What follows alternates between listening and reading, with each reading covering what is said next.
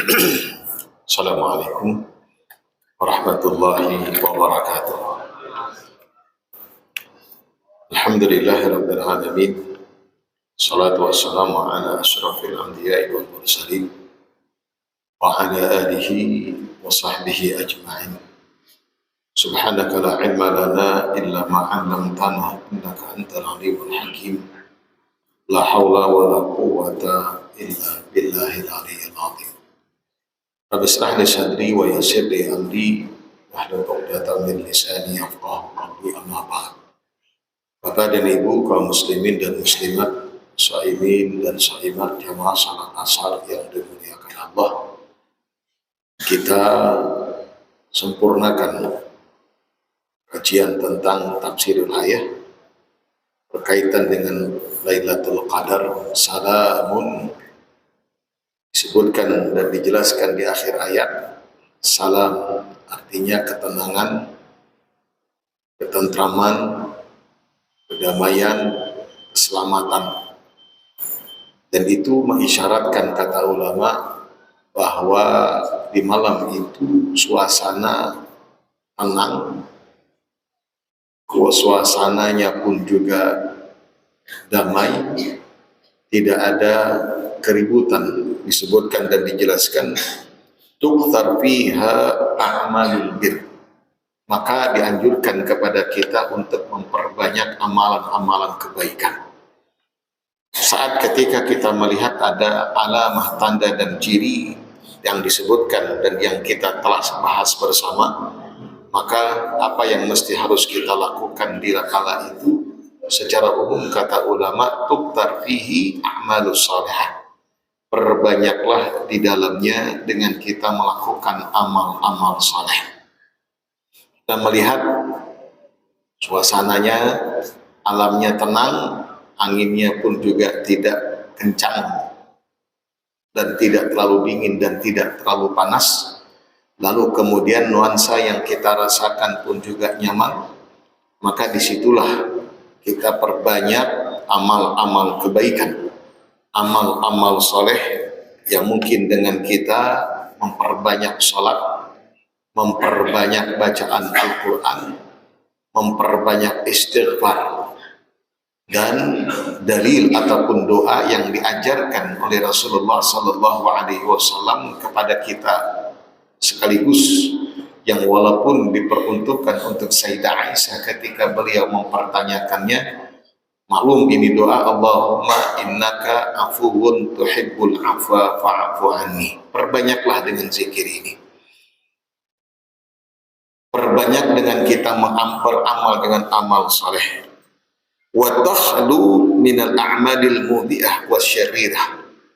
Jauhkan dan hindarkan diri kita di kala itu dengan amalan atau perbuatan-perbuatan yang tidak dibenarkan atau yang dibenci oleh Allah Subhanahu wa ta'ala. Nah, ketika Allah menyebutkan hatta matla'al fajr, hatta itu kata ulama artinya dari malam itu tadi sampai akan terbit waktu fajar. Matla'al fajr, fajar itu waktu subuh, dan sebelum subuh itu disebut dengan matla'. Jadi ada jarak ataupun jedah waktu yang disebut dengan Lailatul Qadar sebelum terbitnya fajar, sebelum terbitnya waktu subuh, sebelum datangnya waktu subuh. Karena apa? Ada istilah dengan waktu sahur. Dan Allah disebutkan di dalam Al-Quran, wabil ashar hum yastaghfiruh. Dan di waktu sahur mereka banyak untuk beristighfar. Dan kajian kita sudah kita kaji pada kajian sebelumnya, tidak cukup hanya dengan kita untuk makan dan minum yang identik dengan kalimat sahur, tapi juga waktu itu pergunakan untuk beristighfar.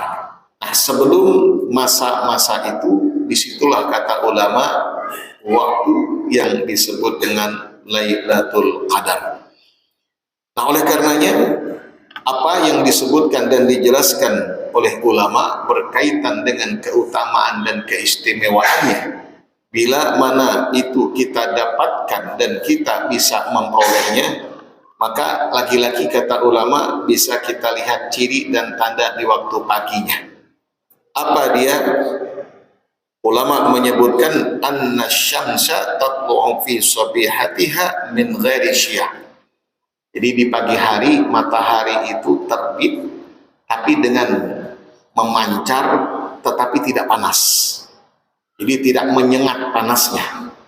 Jadi ketika di pagi hari kita bisa juga lihat tanda-tandanya kalau tadi malam itu adalah Lailatul Qadar, matahari terbit dengan pancaran yang memancar atau yang menebar tapi tidak menimbulkan atau memancarkan cahaya yang panas. Artinya reduplah, sedang. Ada masih kenyamanan yang kita bisa rasakan. Karena apa? Bekas atharus sujud. Karena tadi malam semua makhluk Allah pada bertasbih, pada bersujud semua kepada Allah. Para malaikatnya, semua para makhluk-makhluk Allah termasuk dengan hewan dan binatang dan juga dengan tumbuh-tumbuhan, semua bertasbih dan membesarkan Allah Subhanahu wa taala. Maka nuansanya, kalau dengan kita bisa merasakan ketenangan, alam pun juga demikian. Di pagi harinya tidak menimbulkan cahaya ataupun rasa sinar matahari yang panas. Ini ciri dan tandanya yang disebutkan oleh ulama. Ala kulli hal, intinya tetap kita berjaga-jaga, tetap kita untuk berupaya dan berusaha untuk mendapatkannya, sekalipun kalimat ataupun ungkapan banyak menyebutkan di 10 terakhir di bulan Ramadan, wabil khusus lagi malam-malam bilangan ganjil. Namun itu semua tidak mutlak, artinya bisa saja di lain waktu, bisa saja di waktu-waktu genap, bahkan sebelum daripada 10 terakhir di bulan suci Ramadan. Mudah-mudahan kita mendapatkannya dan juga kita memperolehnya, yang mudah-mudahan ada perubahan pada diri kita ke depan, tidak hanya di bulan suci Ramadan, tapi juga di bulan-bulan atau di 11 bulan ke depan, kita bisa menjadi lebih baik lagi dan derajat atau gelar takwa itu kita bisa pertahankan. Amin ya rabbal alamin. Saya minta maaf dengan kajian-kajian yang sudah kita pernah sampaikan dari awal sampai hari ini. Mungkin ini untuk kedua kalinya dan untuk yang terakhir di bulan suci Ramadan ini. Mudah-mudahan di lain waktu dan di lain kesempatan kita kembali untuk bersama mengkaji ilmu. Amin amin ya rabbal alamin. Terima kasih. Mohon maaf. Assalamualaikum warahmatullahi wabarakatuh.